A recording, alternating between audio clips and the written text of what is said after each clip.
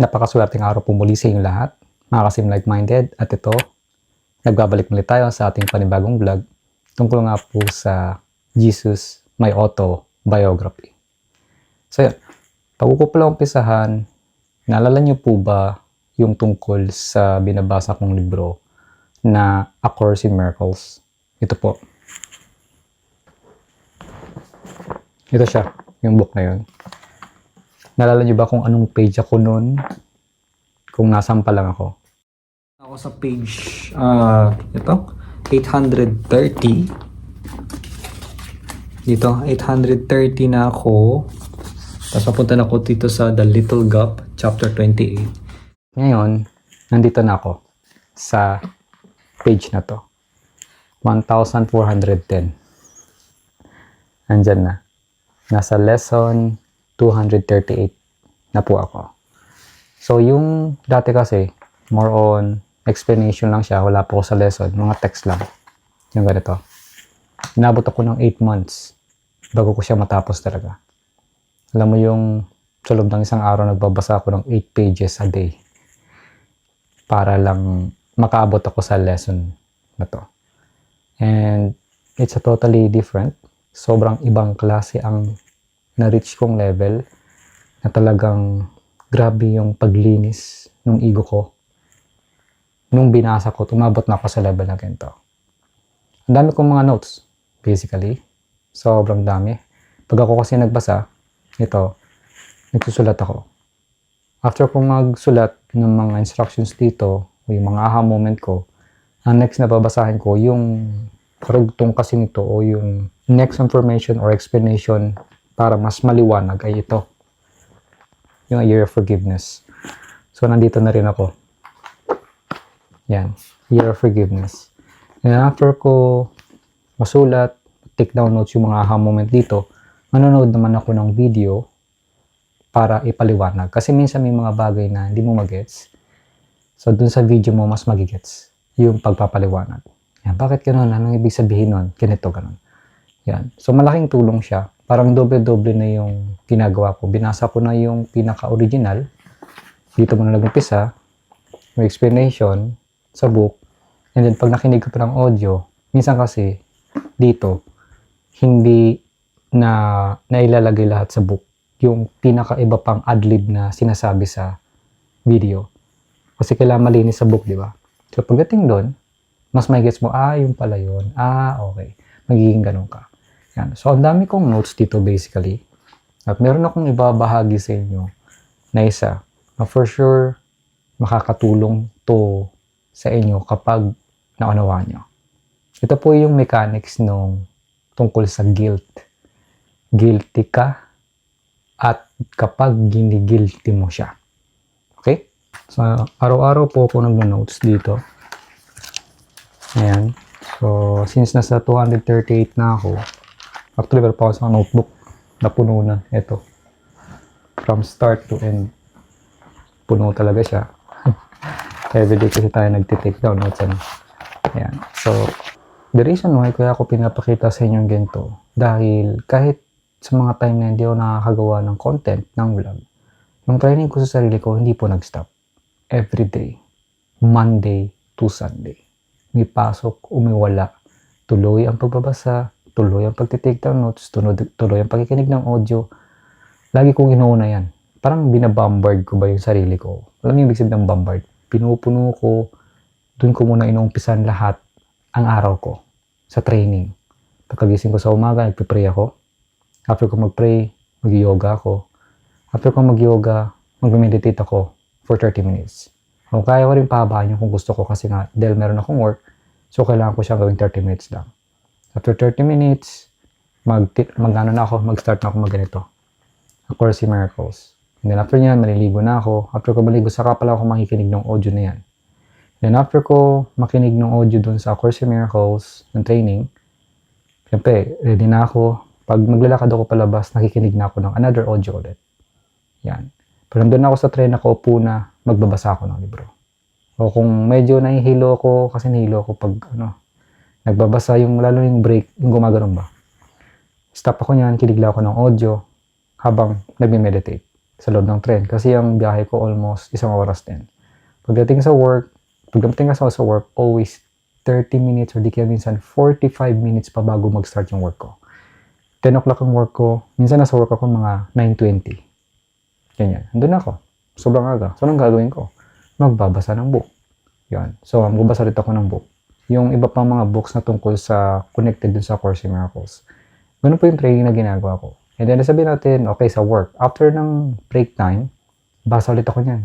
Lalabas ako. Ako lang mag-isa. Hindi ako sumasabay sa mga ka-workmate ko o kung ano, solo ko. Lalabas, pupunta sa isang lugar, and then magbabasa ulit ang libro. Yun. So, for like 20 to 30 minutes, basa yon.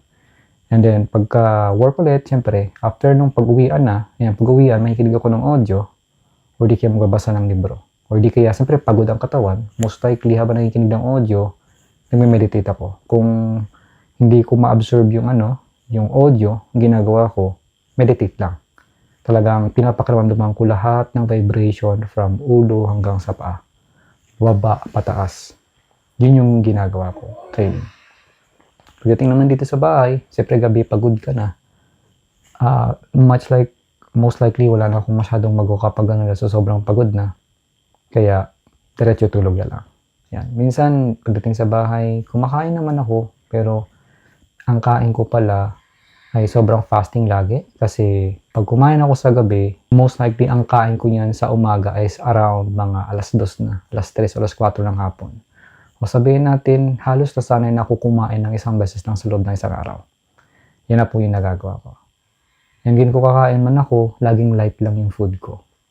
Kung hindi prutas, peanuts, mga ganyan, mixed nuts yung kinakain ko.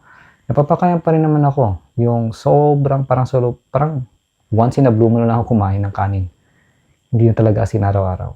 Wala na talaga halos. Talagang once in a blue moon. May karne man, pero sobrang once in a blue moon na rin. Yun lang. Pero yun pa rin yung workout ko na totally na maging vegetarian. Hindi siya ganun kadali. Pero alam ko kaya ko. Anyway, ano ba itong ibabahay ko sa inyong notes? Tungkol nga sa mechanics ng guilt, di ba? Napakagandang i-share to sa inyo. Dahil marami itong maitutulong talaga. Bali ito ipaliwanag na rin ni Jesus Christ. Kasi yung A Course in Miracles po, nung way back 1950s, yan, merong isang babae, yan, na nag-channel kay Jesus Christ at sinulat yung book. Okay? So meaning, sa madaling salita, yung lahat na nakasulat dun sa A Course in Miracles na book, ay yan din yung mga tinuro ni Jesus Christ nung siya ay nabubuhay pa sa mundong to.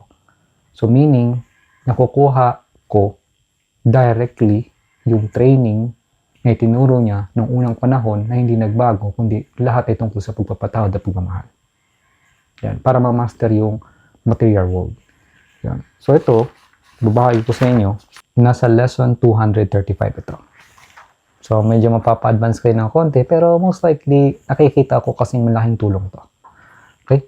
Ito po ay tungkol sa guilt nga. Pero bago ko sabihin yon, kung napanood mo yung Jesus My Autobiography from the start at hanggang dito, magigets mo to at maintindihan mo yung mga sinasabi ko. If ever, kung ikaw ay bago pa lang nanonood dito, huwag mo munang ituloy kasi magti-trigger sa iyo yung ego mo. Sobrang mag-aamok yan, baka mawalan ka ng gana sa buhay. Kaya po papanoorin yung first para ma-cleanse kahit papaano yung mindset mo. Kasi may mga times na kailangan mo ulit-ulitin, may mga times kasi na parang hindi mo matanggap yung mga binabanggit ko doon. Lalo na yung sinabing salitang, the Bible is not a word from God. Yung Bible ay hindi galing sa salita ng Diyos. Baka ma-offend ka doon. Doon pa lang, sa word lang na yun. Baka tinitira mo na ako, nagagalit ka na, naiinis ka na kasi you've been there, you've been reading this for so many years and suddenly maririnig mo ang ganito. Right?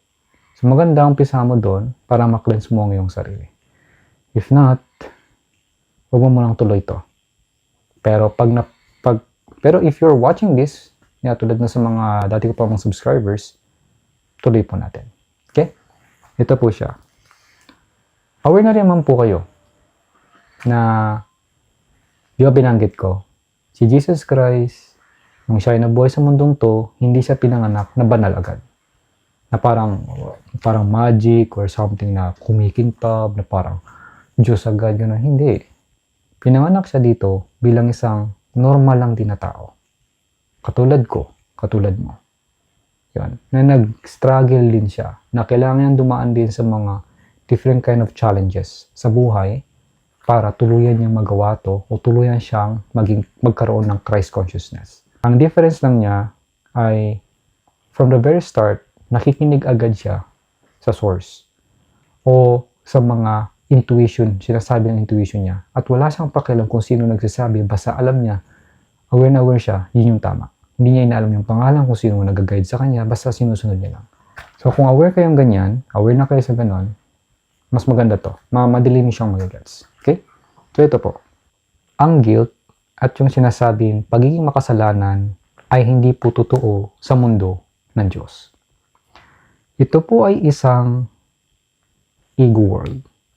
Kumbaga, yung guilt, tsaka sinasabing sin, ng makasalanan, ay galing po sa mundo ng ego. Ang guilt ay isang way para ma-maintain yung pagkakahiwalay o separate mo sa ibang tao at sa sarili mo. Pag sinabing separate, ma-separate mo yung sarili mo sa totoo mong soul o spirit. Para hindi mo siya mapansin. Kaya kailangan dapat may guilt ka. Na dapat nasisisi mo yung sarili mo. Or mabigyan mo ng guilt ng iba, masisi mo sila kasi kasalanan nila, ganito ganon, tanga-tanga ka sila, o whatever. Okay? Yan. So yan ang way para ma-maintain. Ma-maintain na ma-separate ka. May layo ka sa totoong ikaw. Now, kapag ikaw ay nag-akusa sa iba at or sa sarili mo na ikaw ay isang guilty, para mo na ring sinabing may nangyari na dapat ay hindi nangyari. Nagkakaroon tayo ng guilt kapag may something na in-expect mo na dapat hindi nangyari, ngunit biglang nangyari. Ay, sabi na yun, nangyari. Yung gano'n, tama talaga yung iniisip ko, dapat di siya nangyari, pero nangyari. Pa yan?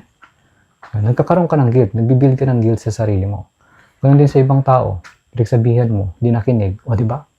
So, binibigyan mo rin siya ng guilt. Kapag sinabi mo, o diba, sabi ko sa'yo, di ka kasi nakikinig eh, tigas kasi ng ulo mo. Yan. So, meaning, nagbibigay ka ng guilt sa taong yan. Anong mangyayari ngayon? Kapag yan ang nangyari, ibig sabihin ikaw ay nakikipagtalo sa reality at ikaw ay nakikipag-argue din o nakikipagtalo sa sinasabing Diyos o may kapal na nagbibigay sa iyo ng free will. Aware po kayo. Nasabi ko na rin sa content ko, di ba? Sa mga vlogs ko. Ano bang purpose ng Diyos? Ang purpose lang ng Diyos ay doblehin, triplehin o 10 times yung lahat ng iniisip mo. Regardless yan kung positive o negative. Kung gusto mo pumatay ng tao, gusto mo talaga yan, okay, bibigay ng Diyos yan, sige. Kung gusto mong makasakit ng tao, gusto mong mainis, gusto mong makahiganti, gusto mo siyang magdusa, gusto mo siyang mahirapan, gusto mo siyang magkasakit, gusto mo siyang lasunin, okay, sige. Kasi nga, itong mundong to is a world of free will. Walang panghuhusgang Diyos doon sa ginagawa mo kasi yun ay proseso ng iyong evolution. Nandiyan ka sa part na yan at kailangan mangyari. Hanggang sa dumating sa time na pag ikaw ay napagod na lagi kang nakakaramdam ng parang sakit, na parang hindi naman pala talaga siya masaya, and then doon na yung part na parang gusto mo nang magbago, gusto mo nang magpatawad, gusto mo nang umunawa, gusto mo nang magmahal, gusto mo magpakita ng kabutihan kahit anong sama nung pinapakita sa iyo ng tao, at hindi ka na nanguhusga. So the more na pagmamahal na rin ang ginagawa mo, yun din ang doble na ibibigay sa iyo ng may kapal. Gusto mo ng pera, puro pera, ganyan, okay. Bibigay niya rin yan. Dudoblehin niya lang talaga ang kung anong iniisip mo. Kaya nga sabi ko, diba, some of my contents, lalo na sa TikTok, sabi ko, you become what you think about most of the time. Kung ano yung iniisip mo palagi, lagi, most of the time, halos Sa oras-oras na lang, sa minuto, yun yung iniisip mo, yun at yun ang magkakatotoo sa'yo. Lagi kang naiinis, lagi kang naiirita, yan lagi nararamdaman mo, parang konting galaw mo lang, naiinis ka na naman. O yan din ang bibigay sa'yo. More people, more situation, more things, mga pangyayari, lugar o kung ano man, ibibigay sa'yo para lalo kang mainis. Yun laging ang ibibigay at ibibigay sa'yo. Also, kung ikaw naman ay laging naghahanap ng peace, hinahanap mo lagi yung maganda, lagi mong hinahanap yung kabutihan, yun naman yung sunod-sunod din, magbibigay siya ng tao, bagay-bagay, pangyayari, lugar, o kung ano man na magpapakita sa ng peace, ng love, pagpapatawad, at kung ano-ano pa, na kagandahan na ikakaligaya mo talaga galing sa loob, hindi galing sa labas. Yan, na talagang mafe-feel mo na ikaw ay masaya, content, at peace, magaan, masaya, na wala kang kailangang ipilit sa buhay mo. Right? So, yun yung purpose ng Diyos na dodoblehin, titriplehin niya lang kung ano yung iniisip mo. Sa madaling salita, ikaw ay isang Diyos. Tanggap mo ba yun? Yeah. Anyway, once again, ulitin ko.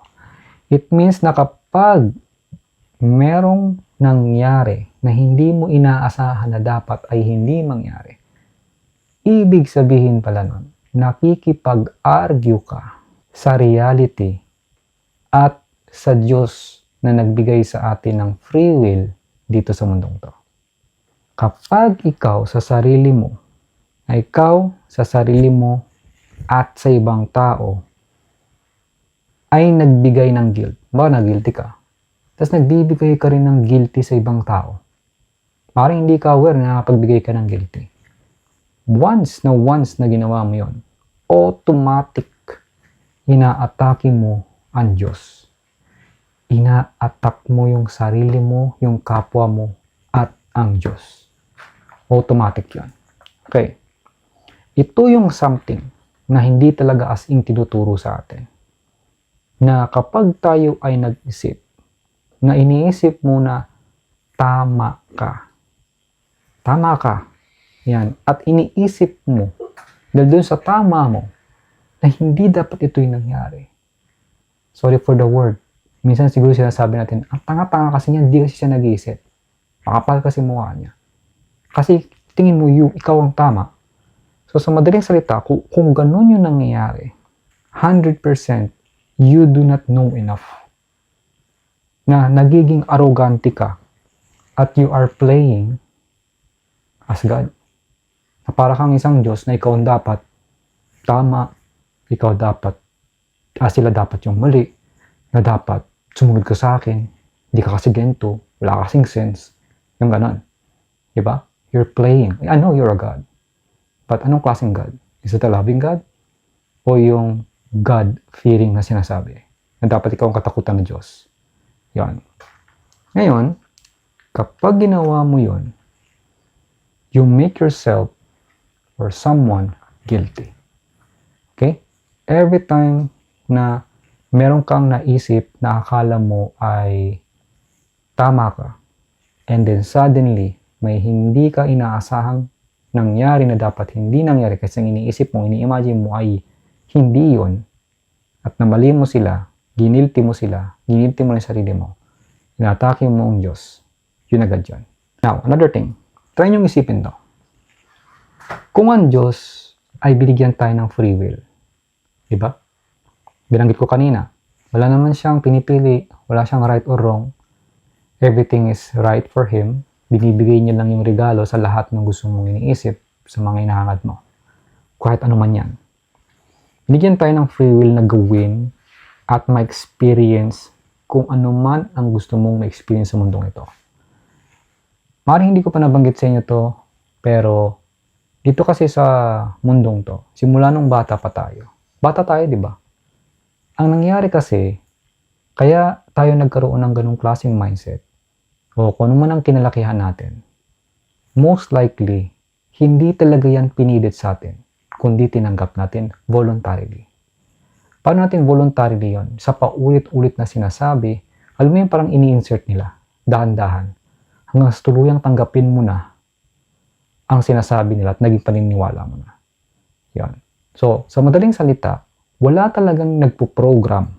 O sabi natin, okay, yun na kasing nakasanayan ng maraming tao, may nagpo-program sa'yo, kasi paulit-ulit kasi yung program na sinasabi.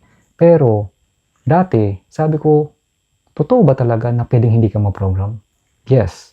Hindi ka mapoprogram kung, okay? Ito yung big point dyan.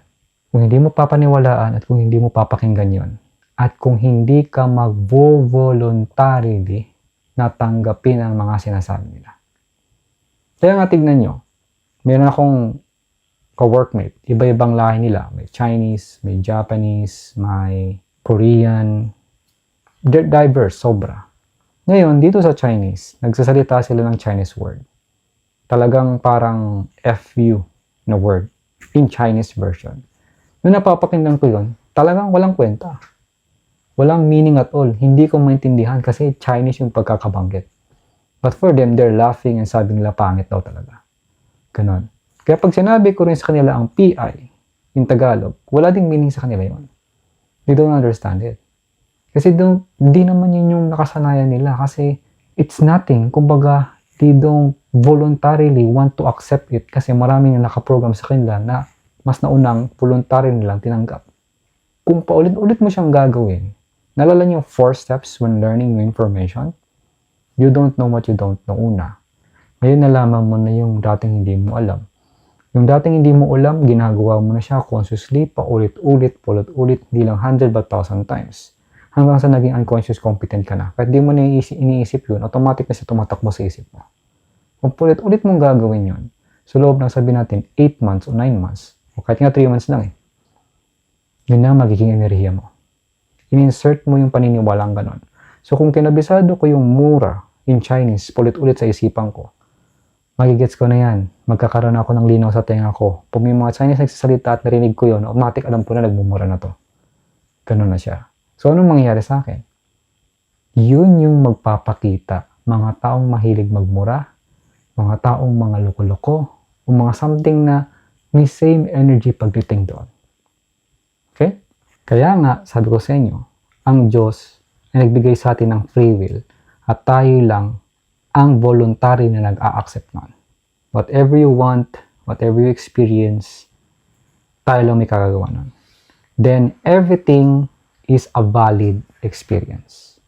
Kung ano man nangyari sa yung mga pangit, hindi kaya-aya na nangyari sa buhay mo, yan ay isang valid experience. Kahit na rin yung mga kung saan ka mang, kung anong kinalakihan mong kultura, siyempre tayo mga Pilipino, at sa pamilya, kahit sabi natin may kultura ang Filipino, mayroon pa rin iba yung, medyo may pagkakaiba yung kultura ng talagang kinalakihan mo na Filipino.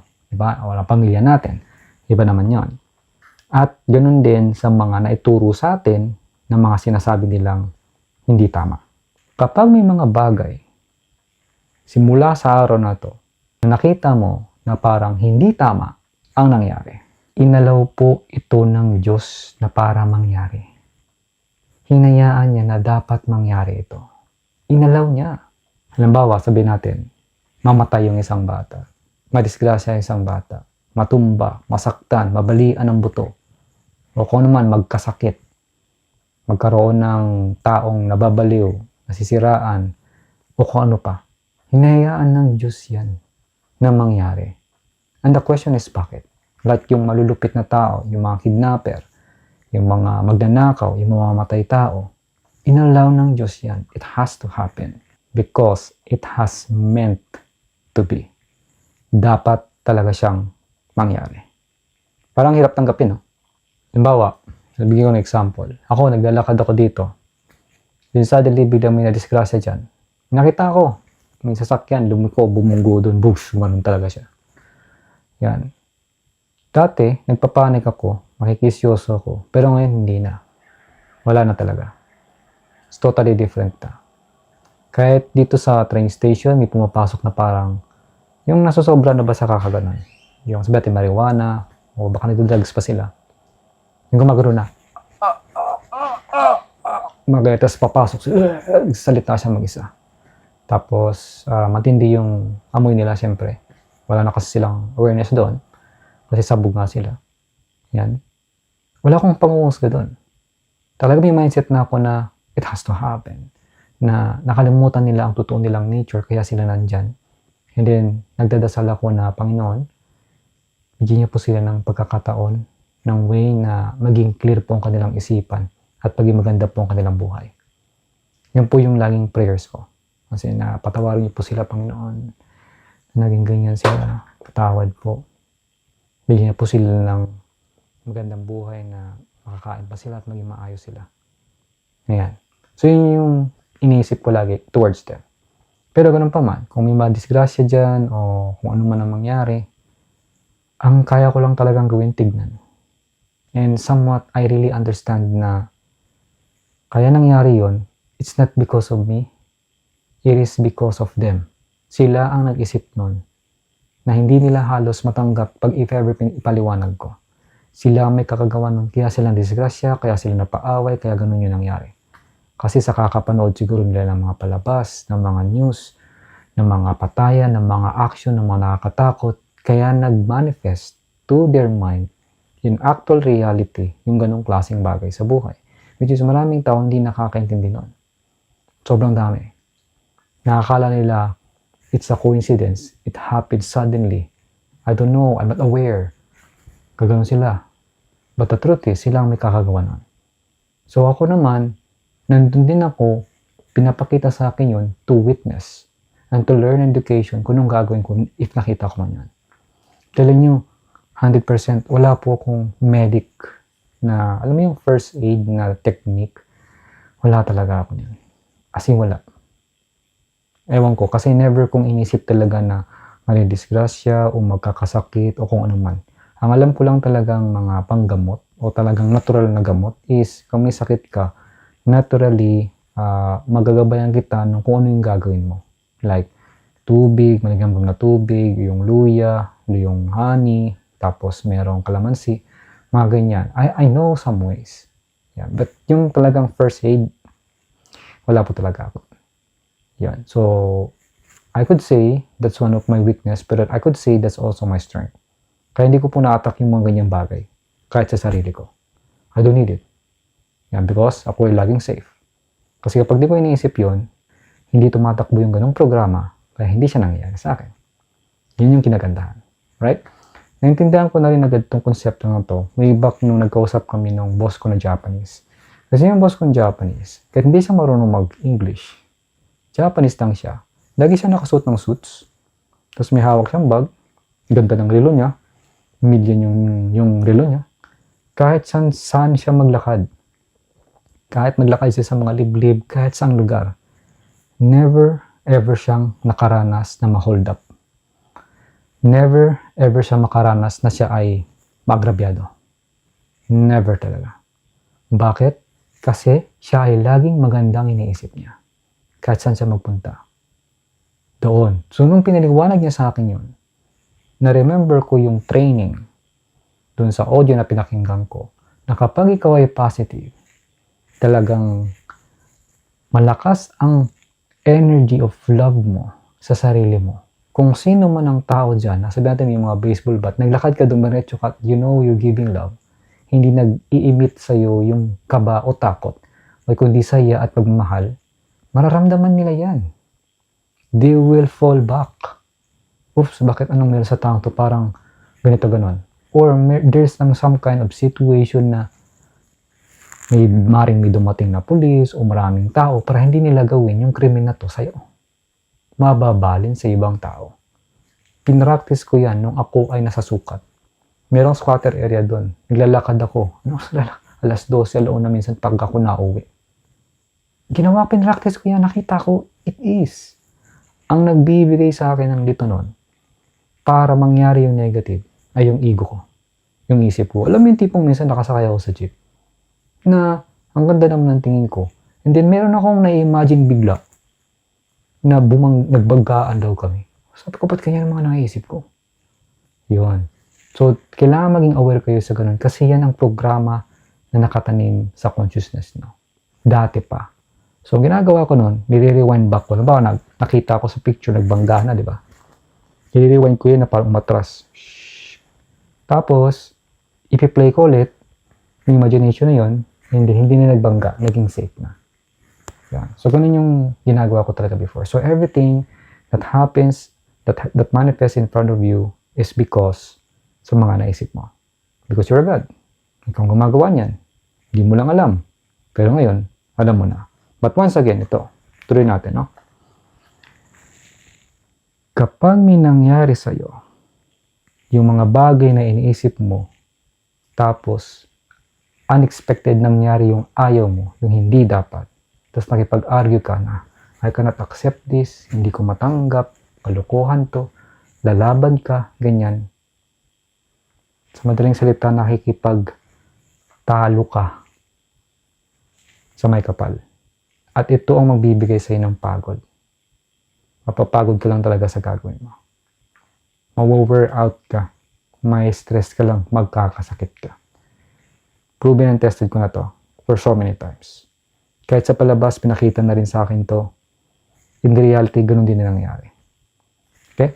Sunod. Kaya, mag-focus po kayo so kung ano talaga ang gusto nyo at mahal nyo na ma-experience. You love to experience. Na you like to experience.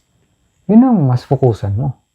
Kesa sa magpakapagod ka na ilaban yung mga bagay na out of nowhere lumabas. Huwag mo nang pansinin yun. Kumbaga, okay, kung lumabas man, sabi mo, oh, parang, okay, galing to sa consciousness ko. Galing pala to. Alam ko galing to sa programming sa loob ko eh. Sa loob nito eh. Dito, kaya lumabas to ngayon. Yan. Parang sabihin mo na ng sarili mo na kung anong kailangan mag-manifest sa araw na to, mag-manifest para malaman ko na may ganito pala akong programming sa sarili ko. And I will learn from that. Yan. So, yun yung gagawin mo.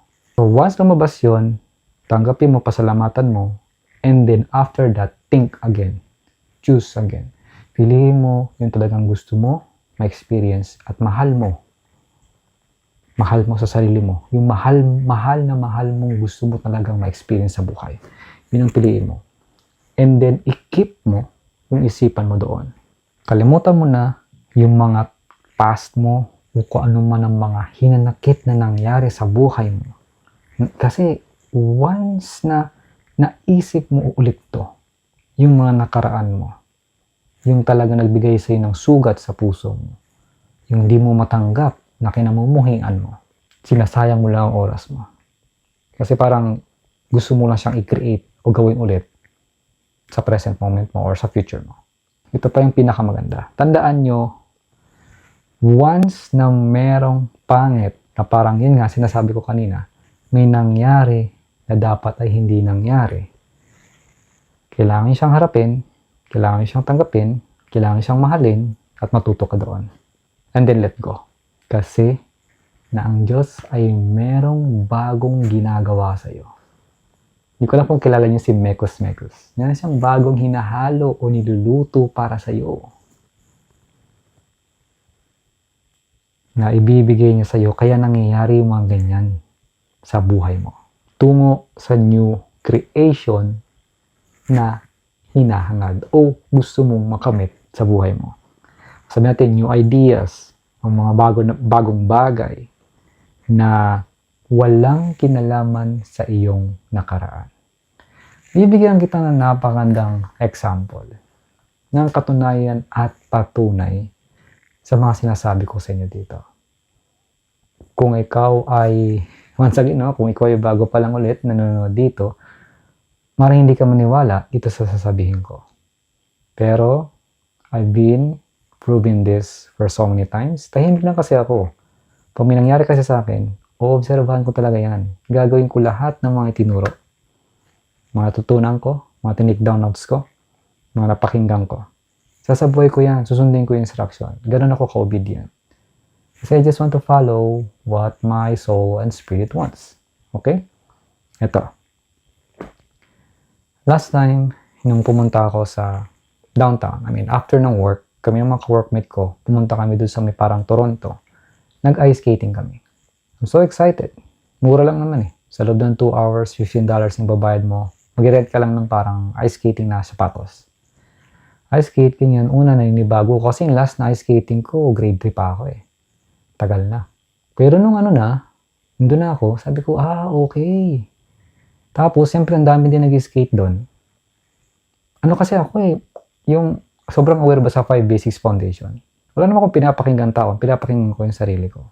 Then, malakas kasi ako mag-observe. Kaya nga sabi ko sa mga previous vlog ko, napanood yung vlog ko simula nung una talaga, yung pinakauna from Law of Attraction. Binanggit ko, the most powerful skill sa buhay ay observation. Yan talaga. Sobra. So, nag-skating ako. First, inoobserbahan ko yung paa ko, lahat. Sabi ko, paano gumagalaw? Ganito pala. Okay. So, nung gumagalaw na ako, ito na yung basic. Okay? Nakakamove ako pa unti-unti. Yan. Tapos may nakikita ko mga parang professional. Ang galing naman ito. Gumaganon-ganon sila. And then, of course, pupunta tayo sa 4 steps when learning information. Yung pagiging unconscious competent. Bago ka kasi maging unconscious competent, di ba kailangan mong gawin ng paulit-ulit? Ayan. Ng in a conscious matter. Now, pwede ka kasing maging unconscious competent, maging automatic o autopilot kasi isang bagay kapag ginawa mo sa sarili mo ng ikaw lang. Okay? Ngunit, maraming tao ang hindi aware dito. Ang ginagawa nila, paulit-ulit, pero mali yung ginagawa nila, kaya naging unconscious competent, naging autopilot sila sa mali. Right? Kasi hindi sila aware sa simula first basic hanggang papunta dito sa 5th basic. Ngayon, or sabihin nga sa 4 steps when learning information. Hindi sila aware. Now, ang another technique para ikaw ay maging unconscious competent, magawa mo yung tama, ay sa pag-uobserba sa tao na nakakagawa ng tama nito. So, yung ginawa ko, tinignan ko lahat ng mga tao na nag-skating doon. Tinitignan ko yung lahat ng commonality. Ano yung common na move? Ano yung common na way? Ano yung same na ginagawa nila para sila ay mag-speed up, bumilis. Yan. So, ang gagawin ko, i-imitate ko yun. Gagayahin ko yung galaw ng katawan nila. Nag-imitate ako. Yun, move ko. Kaya yung ka-workmate ko, sasabi nila, hala, ang bilis mo matuto . Talagang ibang-iba sa kanina lang, nag-uumpisa tayo. Ayan. Okay? So, bilis-bilis ko na, ganyan. Parang ramdam ko talaga, ang galing na. Pero may kasama pa rin na napapaganon ako na, para ako matutumba. And then, dumating yung time na parang si ego gumagana. Na parang kaya mo yan. Pero, aware ko sa sarili ko, sinasabi ko talaga na, this is just my first day ulit. Ang katawan ko ay hindi pa built to do kung ano yung pinakaginagawa na ng sanay na tao doon. Yan. So, sabi ko, basics lang ako. Basic lang. Basic. Nung nandun ako sa hinahabol ko yung isa kong ka-workmate. Ginagabayan ko siya. Nagagabayan agad ako. Hindi ko kasi ma-explain ng maigi sa kanya niya kung paano ba. Kasi Chinese yung friend ko na yun yung ka-workmate ko. Hindi ko mapaliwanag kung paano ba. Paano niya yung move. Yan. Bigla akong natumba. Nung natumba ako, tinukod ko yung kamay ko. Pak. Sakit. Sakit talaga. Dito. Namaga ito Dito ko. Namagayan. Ang nagagalaw ko lang sa kamay ko yung daliri. Hindi ko maganyan. Kasi masakit. Hindi rin ako makabitbit. Kasi pag may puwersa, masakit agad dito. Bibitawan ko. Right? So, daliri lang ang kaya kong igalaw. Yan. Okay? Now, tuloy yung skate ko. Pero, nararamdaman ko yung sakit. Alam niyo kung anong ginagawa ko habang ako nag-skate? Humingi ako ng tawad. Hindi ko sinisisi yung sarili ko. Kung ako yung dati, sasabihin ko, ano ba yan? Tanga-tanga mo, nakakaya tuloy. Pinagkagagawa mo. Yan tuloy. Kung hindi ka nag-ice skating, dapat hindi ka may injured. Yan. So, pag gano'n, binibigyan ko ng guilt ang sarili ko. Pero hindi yun yung ginawa ko. Humingi ako ng sorry. Sabi ko, sorry. Na habang nag-skate ako, sorry my hand, sorry Sorry kung natumba ako. Hindi ako aware Hindi pa ako aware. Patawad. Nagano ko siya. Tapos hindi nila nakikita, gumagano'n ako. Nahalikan ko. Humingi ako ng sorry. Parang baby ba? Sorry. Ganyan. So, okay. Pagdating sa bahay, bigla, malakas kasi yun Bigla. Parang bato din kasi yung, parang sementado, parang semento din kasi yung ice So, ngayon, natutulog ako dito, nagigising ako ng alas 2, alas 3 kasi kumikirot yung sakit. So, pag ako yung nagigising, napapatayo ako, hindi ako nainis. Ginadama ko yung kirot at sinasabi ko, I am sorry. sorry. Sorry ha. Sorry talaga. Sorry ha. Hindi ko sinasadya. Patawad. Ayan. Mahal kita. Pasensya na kung yung man na nangyari. Okay? So, nung pagpasok na sa trabaho, habang nag-work ako, sinabi ko sa kanila, nilagyan ko ng konting benda. Nagbenda ko. Meron akong parang gano'n. Yan. Tapos sinabi ko sa kanila na medyo masakit to lang nagagalaw ko. So, nag-pack lang ako. Kahit nga maghila ng yung tape gun, parang gano'n. Hindi kaya, sakit eh. Kaya ang ginagawa ko, iniipit ko, tapos kailangan kong biglain gamit ng left hand ko. Yun lang.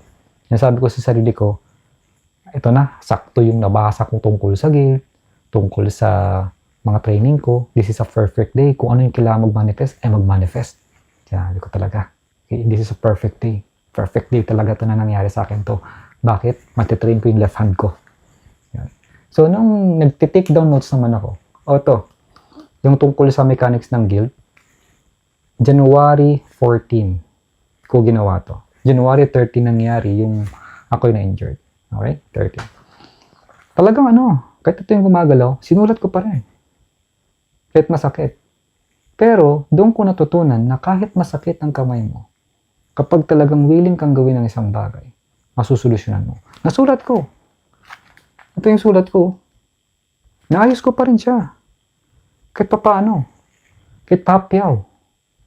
May solusyon pa rin pala. Pag talagang ginusto mo, magagawa mo. Okay? Pasok sa work. Okay? Trabaho, ganyan. Patuloy ang isip ko ng sorry. Okay? 14. Pagka 15. January 15. Ano ka nangyari na? Aba, hindi lang ganyan nagagawa ko. Kaya ko na. Healed na siya. Isipin nyo in 2 days. May konting kirot. Pero, kaya ko na magbuhat. Kaya ko na hawakan yung tape gun. Kaya ko nang galunin. Kaya nasa work ako nung isang araw. Kaya ko na. Nagbubuhat na rin ako. Kaya na. And then, meron akong isang ka-workmate na nagkaroon siya ng injury dito sa may shoulder. And then, sinabi nila sa akin na, sabi ko, meron pa rin injury. Nga pala, sabi ko sa kanila, magaling na Kaya ko na Ginaganong ko sa kanila, talaga, ba't ang bilis? Yan. Sabi ko, yung ka-workmate ko, hanggang ngayon, hindi pa rin healed. Pero sabi sa kanila, normally, before, kung hindi ko aware sa mga natutunan ko, aabot to ng mga 1 linggo, 2 linggo bago gumaling. Ito, yung sakit na yun, injured na to. Pero sabi ko sa kanila, what do you think? Ba't gumaling agad to? Because you're healthy? Sabi ko, hindi lang yan. Yun akong ginawa. Yan. Pinaliwanag ko sa kanila tungkol sa forgiveness sa pagpapatawad. Pinatawad ko yung sarili ko, pinakita ko yung halikan ko to. Ayan, magaling na siya. Magaling na. Okay na talaga, Yan. So, yun yung kinagandahan. And then, anyway, balik tayo sa nag-ice skating. So, doon kasi may maintenance. After ng maintenance, mag-skate ka ulit. So, nag-skate ako, 1 round pa. Natumba ulit ako. Tapos, dito naman sa may tuhod ko sa may left side naman ang, nasaktan. Sabi ko talaga, tama na, pagod na yung pa ako. Hindi na kaya, stop na. Stop na. Ayun. Yan. So, yung doon, hingin ko patawad, okay naman yung pa ako. Una lang, since humingi ako ng sorry, magaling agad yung pa ako. And then, at the same time, sinasabihan ko rin naman kasi na, I am not a body. I'm not a body. This body is a communicating device for source. Yun. So, yun mga kapatid, ito ang benefits. Kapag ikaw ay nagpapatawad sa sarili mo, bibilis yung healing factor ng katawan mo. Yung sincere na pagpapatawad, yung parang, talaga, mamahalin mo siya. Bibigyan mo ng comfort, ng parang haplos, na talagang hihinga mo ng sorry, kung ano man ang meron sa katawan mo. Kaya mabilis siya mag-heal. Kaya ako po, hindi na ako nagkakasakit kasi already, nung nararamdaman ko, alam mo yung tipo yung feeling na parang kang lalagnatin. Ganon. Nararamdaman ko na yan. Humingi na agad ako ng sorry niyan, tapos iniiba ko yung ginagawa ko. Or mag-meditate ako. I know some techniques na gagawin para hindi siya magtuloy. Which is, matututunan nyo lang yan siyempre kung maging parte kayo ng Rujik Divine Hub. So, Rujik Divine Hub ko lang po sinishare yun. Yan. Okay? And then, natatawa nga ako last time. Talagang kung ano yung lumalabas o naririnig ko sa mga ka-workmate ko. Meron akong isang ka-workmate. Ang tangkad niya, 6'3 siya. Okay? 5'5 ako 5'5", 5'4". Yan yung height ko 6'3" siya ang tangkad. Lagi ko siyang na-appreciate. Sabi ko, ba't ang tangkad mo talaga? Ang galing ng tangkad mo. Pero ayaw niya na maging matangkad. Sabi niya, bigay ko na lang sa'yo. Anyway, sabi niya, one time, wala daw siyang pakialam sa mga, pag uminom ka ng tubig, tapos same baso, sabi niya, wala akong pakialam sa mga mikrobyo na yan. Kasi hindi ako nagkakasakit. I am immortal. So natawa ako. Sabi ko, yun ako din. Nagiging immortal na po ako. Yun po yung nangyayari. So pag ginagawa mo yun, no, parang nagiging immortal na hindi tumatanda, na ito pa rin. Kasi less stress ka, walang sa'yo, hindi ko kailangan magpamuwersa, kung anong gagawin ko para ako'y pumayat o maging healthy. No. Kahit slow lang, everything is smooth. Kahit yoga lang gawin ko, meditate. Okay na okay talaga ako. Yun siya. So yun mga kapatid. At makasing like-minded. Napahaba yung aking paliwanag. Kaya tara, umpisa na po natin ang ating next na content o ipapaliwanag pagdating sa Jesus My Autobiography vlog.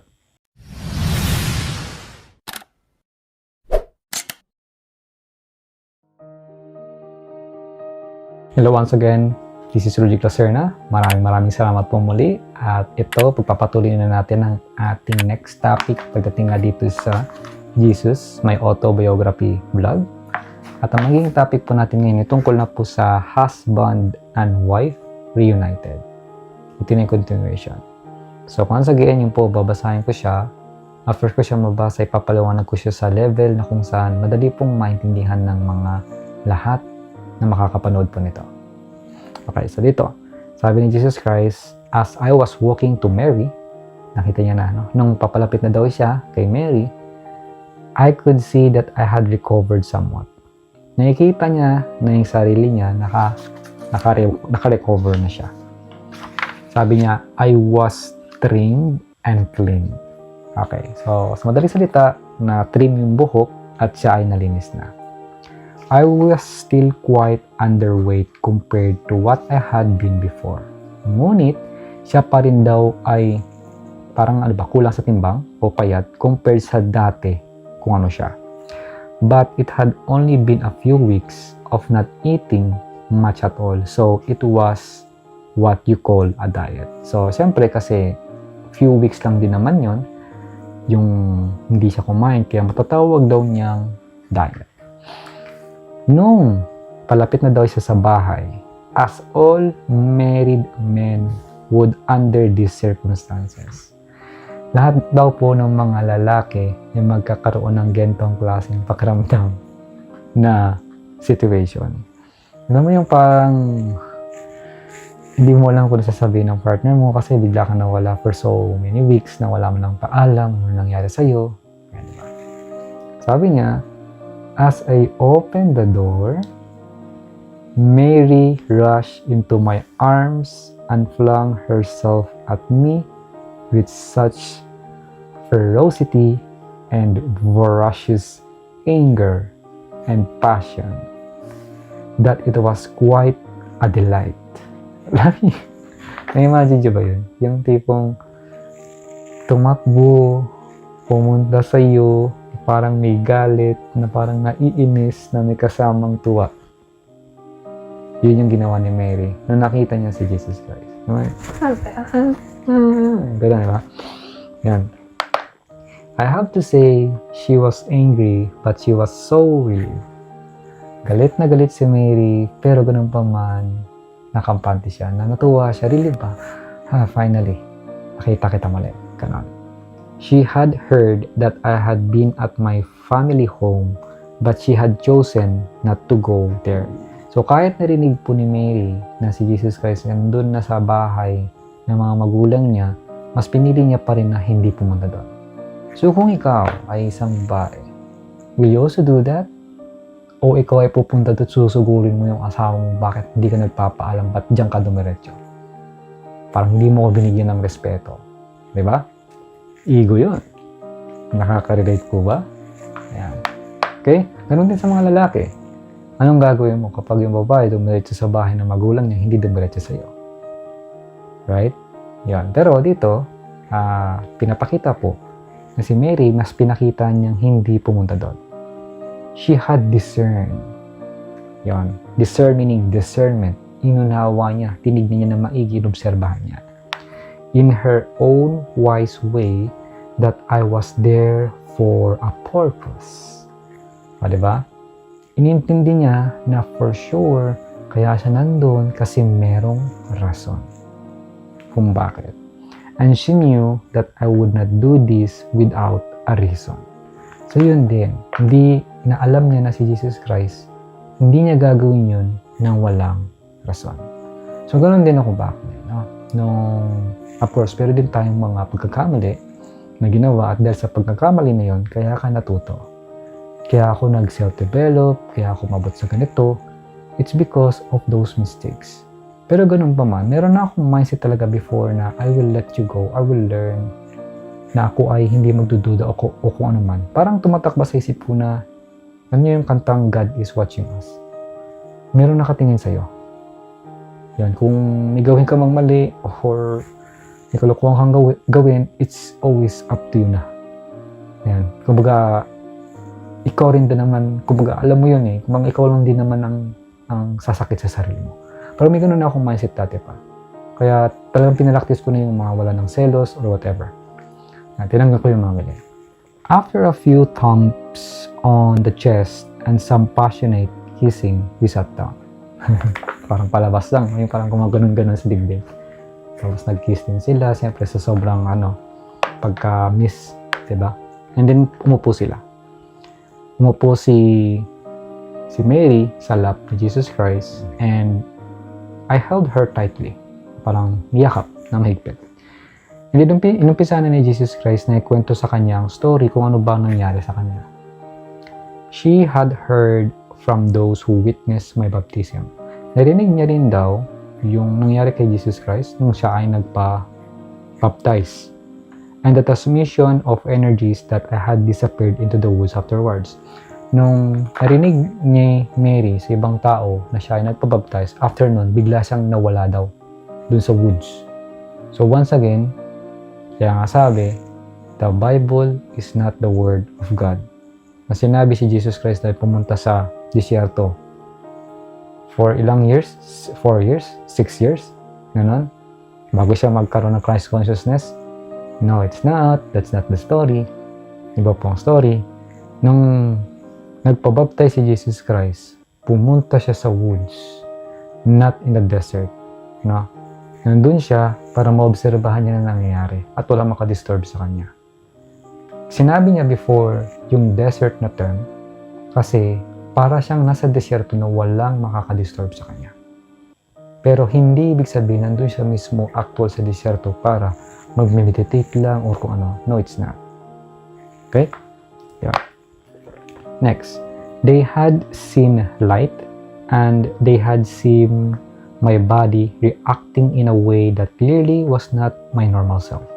So yung mga tao pala, nakita nila na parang may lumiwanag sa kanya na nagre-react sa katawan ni Jesus Christ at klaro daw na hindi daw to yung normal niyang katawan. So the story had spread quickly. Oh, yun pala yung nangyari sa kanya. She knew something had happened, but because it was associated with a baptism and it was associated with my desire to have an experience, her wisdom allowed her to understand that it was a spiritual event. So once again, si Jesus Christ kasi tsaka di ba nga si Mary, from the beginning, talagang magkasundo sila sa mga nangyari sa mundo, nag-meditate sila, nag-aaral sila, nagdidiskusyonan sila, ganito gano'n. Yan sila. So, nung nangyari kay Jesus Christ yun, nung narinig niya yun at nawala siya, yung discernment, meaning, naunawaan niya agad na may nangyayari sa kanya pagdating sa spiritual. May spiritual event na nangyari sa katawan niya. Yan. So, hindi na siya nagtataka. Okay? She had been worrying in the normal realms. Of course, in the normal, as normal na babae dito sa realm na to, sa mundong to, nag-aalala siya of the human mind. Yan, di ba? Sa human mind, mag-worry. Yung wifely mind. Yan. But there was also an aspect of her as my partner in spiritual studies that knew something large was going on. So yun po yung difference. Kapag ikaw at yung partner mo ay doing the same thing, yung sinasabing spiritual things, nagkakaintindihan kayo sa ganyang bagay, talagang maintindihan mong bawat isa. Kung ikaw lang mag-isa ang gumagawa niyan at yung partner mo hindi ginagawa to, magkakaroon kayo ng talo. Kasi siya, matindi yung gumagana sa ego niya while you aware ka sa spiritual things. While siya, hindi siya aware sa mga sinasabi niya, pero sa iyo, aware ka kung anong sinasabi niya at aware ka rin kung anong sinasabi mo at kung tumatakbo sa isip mo at kung anong sinasabing spiritual talaga. Yan. So kung ganon, talagang magkakaroon ng grabing tinding yan. Clash of energy. Kung hindi mataas ang depensa mo, most likely, well, hindi ko na itutuloy. Pero kung hindi, yun po yung nangyayari. No? Nagkakaroon ng ganun. Right? Anyway, sabi niya, ito yung kinagandahan. Kaya nga, dahil meron siyang spiritual studies, kahit paano, aware si Mary na merong malaking nangyayari kay Jesus Christ. As we sat with each other those first few hours, I explained to her what had happened. And I began to explain to her what my experience of the past few weeks had been, and the new powers, the new awareness, the new understanding I was experiencing. Pinaliwanag ni Jesus Christ yung mga nangyari sa kanya nito nakaraang linggo, nung kaya siya nawala, tapos yung mga bagong powers, new awareness, na lumabas sa kanya, yung bagong understanding, at yung mga na-experience niya. Inumpisahan niyang ikwento ito sa kanya. And then, naiintindihan din ito ni Mary na itong binabanggit ni Jesus Christ is somewhat massive awakening. Yun nangyari. Yung massive spiritual transformation na nangyari sa isip at katawan. No? Isip at katawan ni Jesus Christ. Nga pala guys, no, speaking of isip at katawan, hindi siya isip o katawan. Pag sinabi mo kasing isip o katawan, parang magkahiwalay. Hindi siya parang magkahiwalay siya. Pag sinabi mong isip o di kaya katawan. Tayo po, iisa po yan. Ang isip at katawan ay magkadikit. Hindi ko na po ipapalaon ng explanation dahil ito po ay part po ng training para lang po sa Rujik Divine Hub. Kaya po, kung gusto niyo malaman yung mga itong klase explanation, you have to be part or maging member or apprentice ng Rujik Divine Hub. Anyway, tuloy pa tayo. Kasi sinabi dito na massive spiritual transformation had happened in my mind and body complex. Mind and body complex. Nag-iisa yan.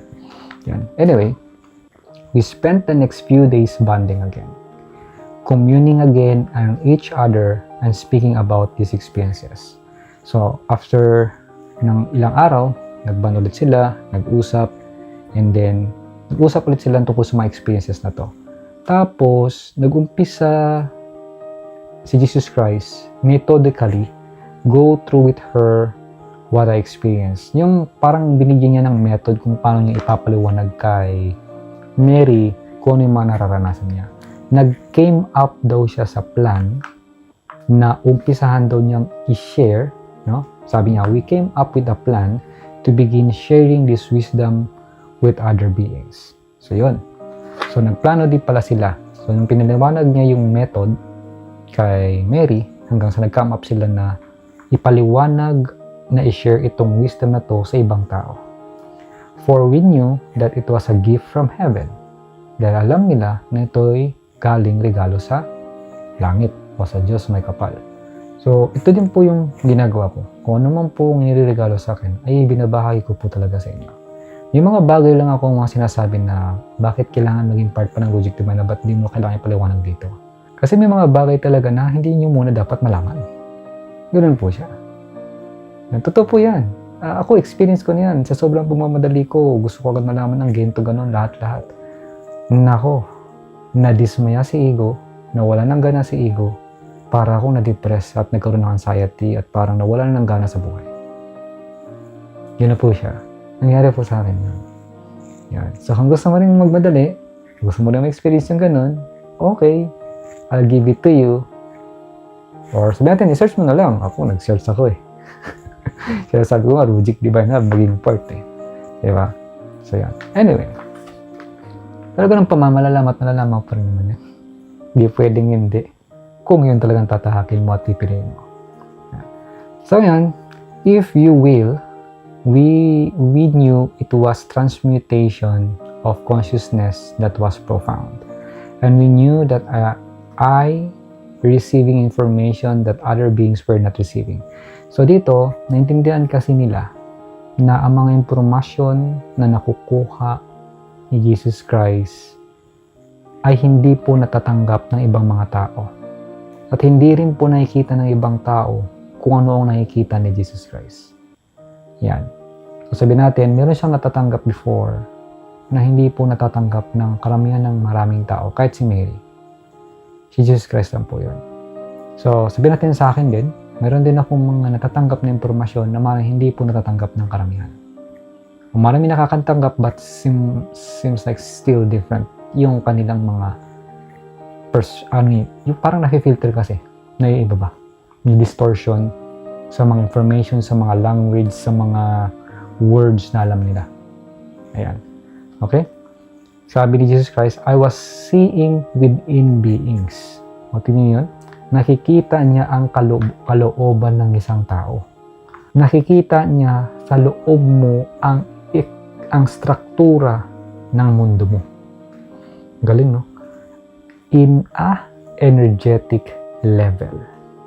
Sa way na kung saan hindi niya daw na-experience before. Grabe. Pag pinapaliwanag ko sa inyo, napapaisip talaga ako. Ba't ko ba ginagawa to? Yung gano'n ba? Parang, hindi parang eh. Dito talaga ako dinala eh. Kasi, ang daming, ito nagda-download kasi ako ngayon ng mga impormasyon. Talagang, sinet up ko pala talaga ang sarili ko na ma-build yung aking vocabulary. Yung energy, maunawaan ko yung words na maging klaro sa akin para yung mga words na ibibigay nila sa akin from that source ay maging ready akong tanggapin to. So once na natatanggap ko na siya, na-filter out ko na mas maayos, natatranslate ko siya hindi lang 90% kung gat maaari, 98 o 100% kung may translate ng mas maayos sa sarili ko at sa iyo at sa mga nanonood. Yung mga natutunan ko para mabahagi ko sa inyo ng mas madali at madali nyo maintindihan at makuha. Kaya rin pala ako nag-vocabulary. Meron kasi akong training, binibigay ko rin po sa Rujik Divine Hub, yung personal dictionary. So ginawa ko yun, hindi lang yun, ilang years ako naging Japanese interpreter. Doon nila ako inumpisahan as Japanese interpreter. For so many years, sobrang challenging sa akin kasi hindi ko alam ang lingwahe ng Hapon. Hindi lahat. Marunong ako sa marunong pero hindi lahat. I have to always use my dictionary. Everyday bit-bit ko yung dictionary ko. Everyday ako nagsusulat. Everyday ko kinakatch yung mga bagong words sa Japanese para malaman ko kung anong ibig sabihin nito. And then, i-construct ko siya sa loob ng phrases or what. Parang ginubuuhan ko ba ng paragraph. Tapos noon, saka ko siya sasabihin. May mga terms din sa Japan na walang equivalent translation sa English or sa Tagalog. Kailangan mo talagang mag-come up, gumawa ng sariling word para mapaliwanag mo in other language. So natutunan ko rin yung ganun. Sabi ko, ito pala. May ganun palang mga word. So doon pala ako tinraining. Naalala ko lang, no? Kasi kaya nga nangyayari yung ganito yung sinasabi ni Jesus Christ na meron siya nakikita sa loob ng isang katawan ng isang tao. Nakikita niya rin ng struktura sa loob ng tao, yung mundo niya, at in an energetic level po, yung mga na-experience niya right now na before hindi niya na-experience. Yan. So, nung nabanggit to, no, kahit nabasa ko ulit siya ngayon na pinapaliwanag ko sa inyo dito, bigla nag-pop up sa akin yung kung paano nila ako binuo na maging ganito. Talagang nakita ko kasi. Talagang nakita ko na oo nga naman. Karamihan o halos, hindi ko sabihin lahat, na lahat ng pumapasok sa kulungan o nakukulong dahil mababa po ang vocabulary. Ganun po, bakit nahihirapan sila magpaliwanag? Hindi nila kayang i-defend ang sarili. Hindi sila marunong magbasa, pirma lang ng pirma. Hindi na nakakapag-isip. Hindi nila ma-express na maigi kung ano yung gustong sabihin ng isipan nila. Kasi hindi nila na-practice ang kanilang vocabulary. Kaya kung titingnan nyo, yung way kung paano ako magpaliwanag is somewhat may dire-diretso, di ba? Kasi nadadownload ko, yung vocabulary ko is sobrang clear. So sabihin natin hindi man 100 % na sobrang clear, pero kaya kong magsalita in a level na kung saan kayang maintindihan ng kahit sinong kapwa natin mga Pilipino. Kung meron man silang hindi naiintindihan, pwede ko pang ibahin pa yung terminology or example na ibigay ko para makuha nyo siya. In a level na kung nasaan kayo. In a level na kaya nyong paniwalaan. And also, kung titignan nyo, yung vocabulary kasi is not only about writing down, malaman mo lahat ng mga meaning niya, or whatever. It's also about sinusulat mo, gumagawa ka ng paragraph, base dun sa bagong vocabulary na nakuha mo, susulat mo siya, and then, sinasabi mo, pinaraktis mong sabihin. After mo i-practice sabihin yung sinulat mo, kailangan mag-feel good ka doon, and then, i-experience mo siya. Itatrial mo siya sa mundo. Yun din yung masasabihin mo. Kaya malaking tulong yung pakikinig ng audio. Dahil sa audio na yun, kung yung mga sinasabi doon, yun na rin nasasabi mo. Yan. Kaya ako sinasabi ng aking mga apprentices no, sa Logic Divine Hub at somewhat parang nakukuha na nila kung paano din ako magpaliwanag, nagagaya nila ako. Of course, kasi nakikinig sila palagi. That's how it is, which is ganun din naman nangyari sa akin. Ako yung parang nagiging copy nung taong una kong pinakinggan na puro yun ang pinakinggan ko. Yan. Pero nakabuo ko ng unique style ko in Tagalog way. Yan. Kahit English yung pinakinggan ko, nagawa ko siya, naging proficient talaga ako sa Tagalog. Alright? Yan. So anyway, tuloy tayo. Just want to say na napaka-powerful po ng vocabulary. Buuin yung vocabulary nyo, sulat nyo, sabihin nyo, and then i-trial nyo sa totoong buhay. Okay?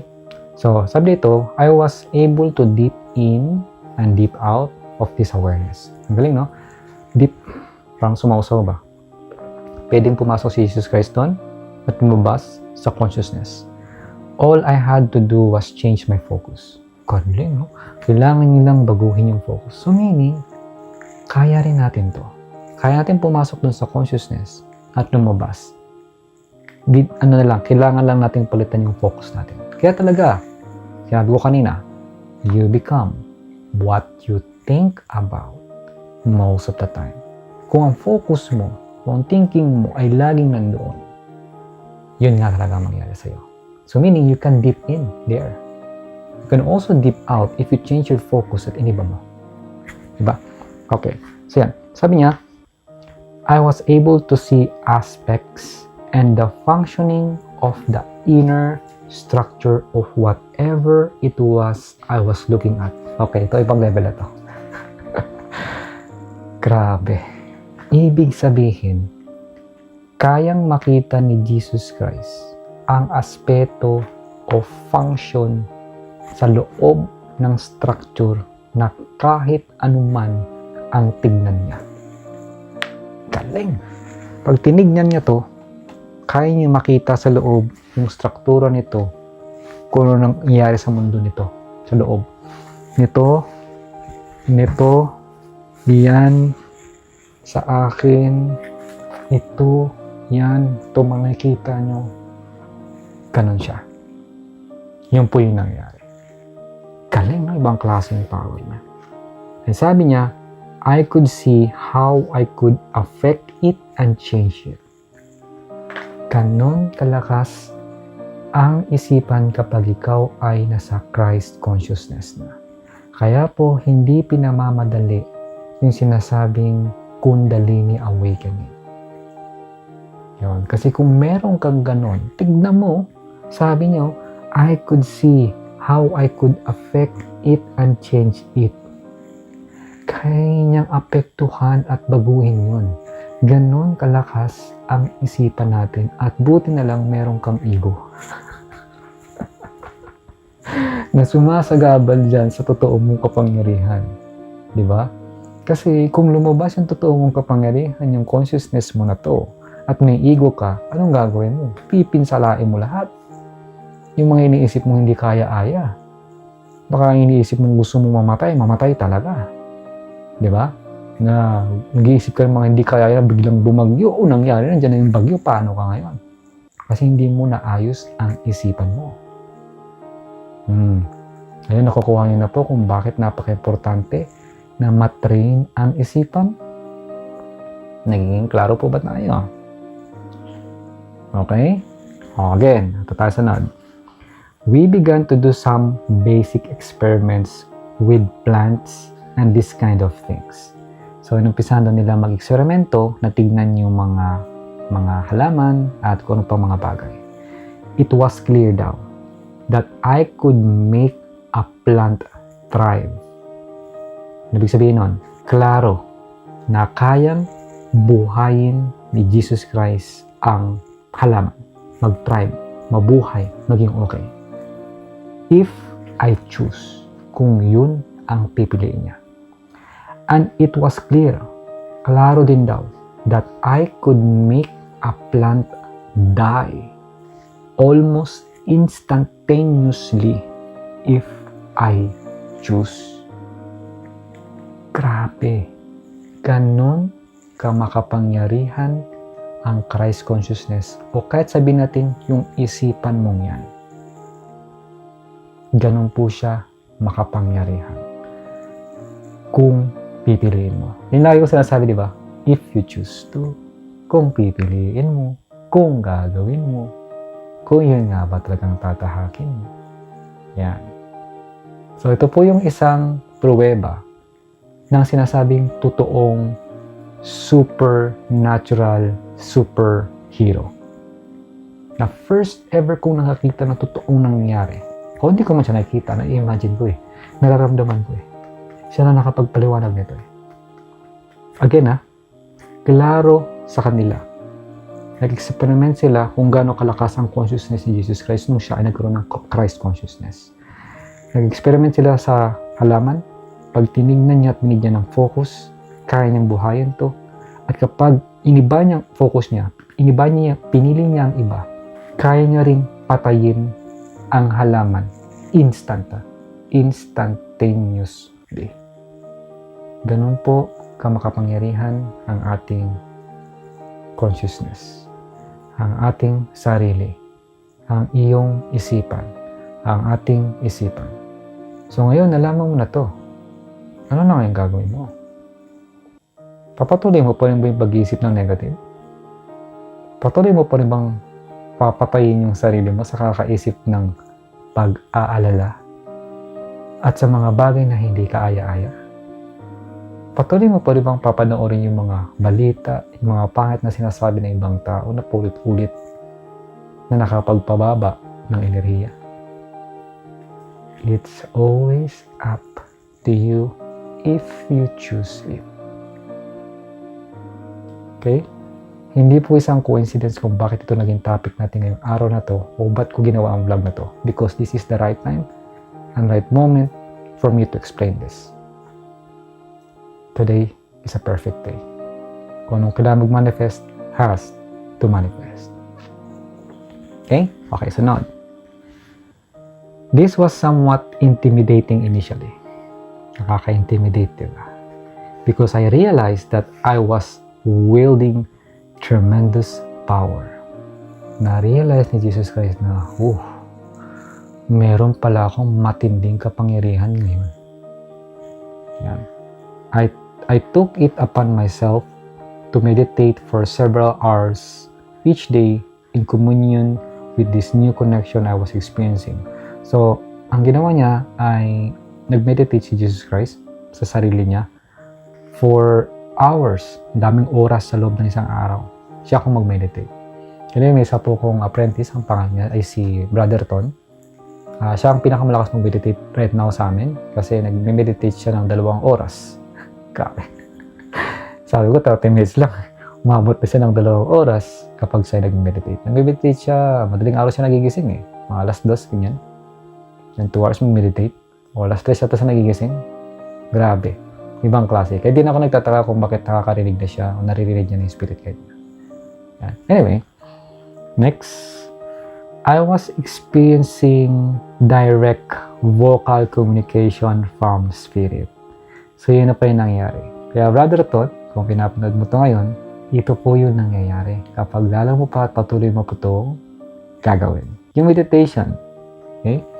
Sabi ni Jesus Christ, nakaka-experience na daw siya ng rekta at vocal boses na naririnig niyang communication sa spirit. And I was receiving direct teachings from spirit. Rekta na rin siya nakakakuha ng teachings from spirit. Anyway, sa Rujik Divine Love, hindi lang po si Brother Ton. Ganun na rin si Brother Al Gray at si Sis Daisy. Yan po sila yung mga, ano yan, mga, kumbaga kung nanonood kayo ng Naruto, sila yung mga legendary. Legendary ng Rujik Divine Hub. Yung mga matitindi, yung first three na talagang mabilis. Grabe yung proseso at ascension nila. Ayan. At meron tayong mga, ano dyan, yung, kung nalala niyo sa Naruto, yung mga Anbu na sinasabi, yung parang mga secret hidden na ninja na hindi mo makikita kung nasaan kasi tago sila. Kaya meron tayo niyan. Yun ay nasa New Zealand. si Brother Richie. Ayan. Okay. Parang Anbu yan eh. Nakatago lagi pero grabe yung awakening. Ayan. At ang iba pa, siyempre iba pang members ng ating Rujik Divine Hub. May iba't iba kami mga unique abilities which is na di-discover nila. Di-discover namin din sa tuwing kami nagmamastermind. Okay, sabi dito, I understood that my life had changed. That these preparations, these years of studying spiritual texts, this journey that I had been on, and this new transformation was all planned and part of my life's purpose. Pinalawanan ni Jesus Christ. Ayan, kung ano yung pinalawanan ko sa inyo. Na parang pinlano, yung lalo na sa mga yung sabi ko, nag-Japanese interpreter ako, gumawa ako ng personal dictionary, napapunta ako doon, naintindihan yung konsepto na bakit nakukulong yung mga tao kasi nahihirapan sila magpaliwanag, pirma lang ng pirma, nang walang kalam-alam, minsan hindi nila ma-express, yung ganun ba? Kaya ngayon, ako nagpapaliwanag sa inyo ng ganito. Ang kay Jesus Christ naman na nangyari sa kanya, naintindihan niya na naging preparasyon sa kanya yung years of studying ng spiritual text. Tapos yung nag-journey siya, di ba, nung pumunta siya sa North India. At ito yung transformation na nangyari sa kanya ngayon ay lahat ay planado para sa purpose ng kanyang buhay. Which is, yun din yung nangyari sa akin. Hindi pareho. Sabi ko sa inyo, walang magkakapareho experience. There were only similar. Magiging similar lang siya. Hawig lang po. Okay? Mary and I discussed the transformation and began to truly understand the magnitude of what was happening to us. For we saw it. I saw it as something that was happening to us. So, pinag-usapan nila ni Mary yung mga transformation.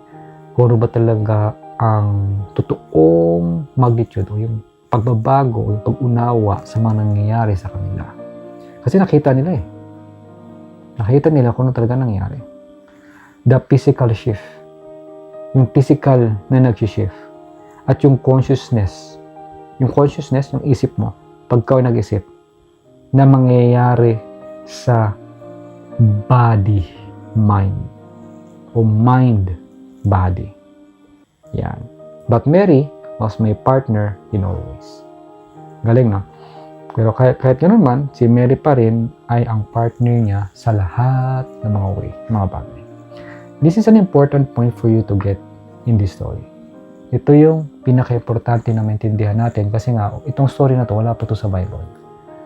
Na she was not included in your biblical transcriptions. Okay? Sinabi dito, si Mary ay hindi po naisama sa Biblia transcript. Because your book does not go into detail.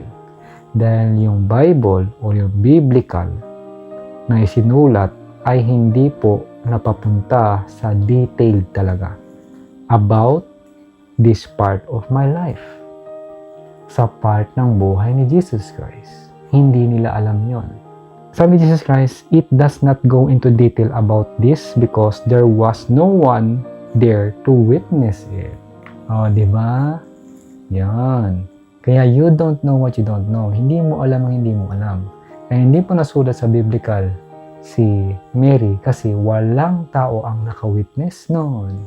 Wala pong nakakita. Ito yung sinasabi ko sa inyo na I have a lot of proof in my life na hindi ko mapapakita sa inyo kasi hindi nyo naman na-witness. Na-witness nyo lang ako dito sa video na pinapakita ko sa mga nakukuhaan ko. Pero actually, marami akong nami-miss out na mga moments na hindi ko mapakita sa inyo but internally, it's only my internal proof na sa akin lang talaga yon. Kahit ikaw din. Ikaw lang nakakakita ng proof mo sa totoong nagbabago sa'yo. Hindi yan nakikita ng partner mo kasi every seconds hindi ka naman nila nakikita.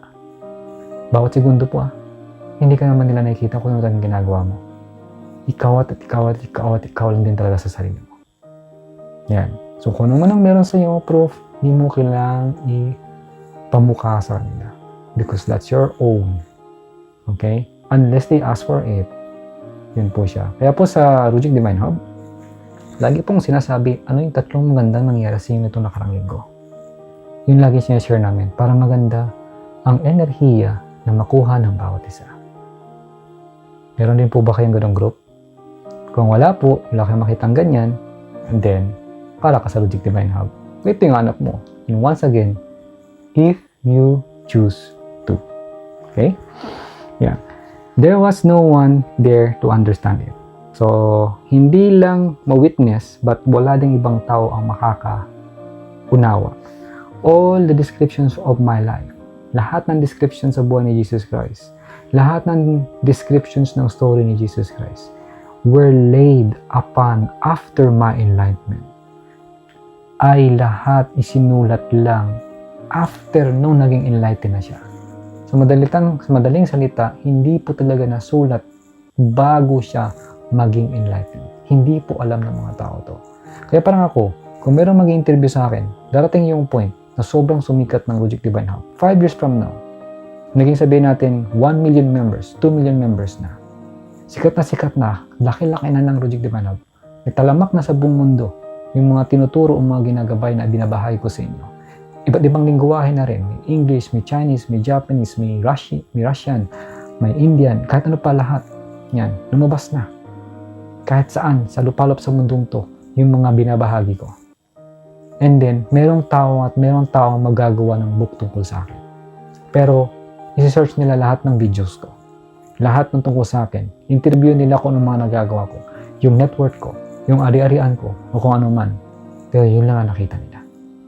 Pero hindi nila nakita kung ano talagang pinagmulan ko o anong story ko nung ako ay bata pa.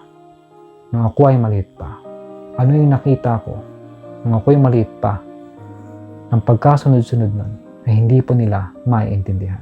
Kasi wala sila doon nung time nung ako din ay nag-i-struggle.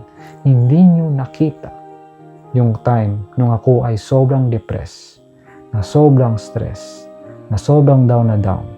Ako ay naglalakad ng madaling araw dito sa Canada, umiiyak, papunta sa trabaho. Hindi nyo po nakita yun. Pero ako nakita ko, at nakita ko kung yung mga solusyon na ginawa ko, nakita ko kung ang dapat kong gawin. At kumapit ako, at dahil doon, naririnig ko nung umpisahan ko na mag-spiritual. Ang dami. First time nyo lang narinig niya sa dito. Umabot ka dito, maraming salamat. Napakinggan mo to. Kung ang iba ay pinatay na, they miss this out. Hindi nyo yun nakita. Pero wala pong tumulong sa akin. Ako lang mag-isa ang tumulong sa sarili ko. At ang hiningan ko ng tulong ay yung Holy Spirit. Nandyan sila all the time. Yun yung sinasabi ko, pag na-worn out ka, saka ka magsusurrender. Yan na yun. Talagang ang daming pinakita sa akin na itigil ko na yung physicality. Dumating yun. Kaya umabot na ako dito sa ganitong klaseng story. No one will understand my real story. Unless talagang ipinawanag ko ng mag-isa o ako mismo magsusulat ng libro tungkol sa totoo kong story. Kung paano ako nangyari. Parang ganito, autobiography. Kaya ito nga si Jesus nagsulat eh. Right? Yan. Anyway, I am telling you the truth. Sabi ni Jesus Christ. And me too. I am telling you the truth. As Rudy Caserna. Of my experience as a man. As I experience this in the three-dimensional world. At ito, na-experience ko rin dito sa three-dimensional world, 3D. Okay? So, dito na po nagtatapos ang magiging next na po na content natin o topic ay tungkol na po sa remember, you can control your transition.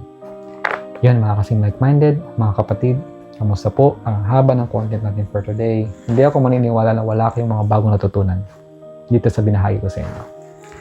Ano po ang mga bago niyong natutunan sa mga binahagi ko?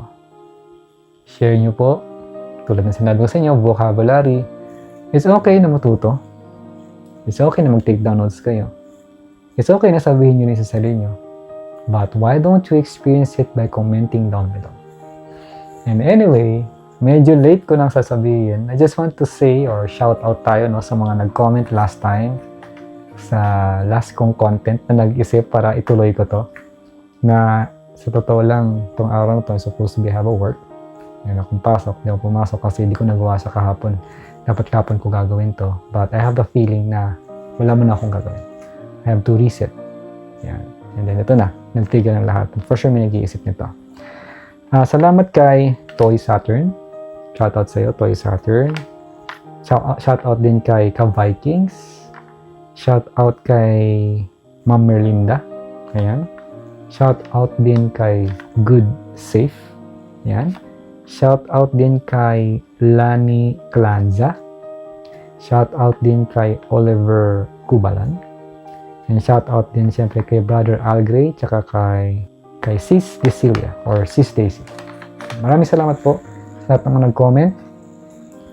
Kung gusto niyo rin po ma-shoutout next time, i-comment lang po natin below. And i-acknowledge ko po lahat ng mga aha moment nyo. Babasahin ko rin.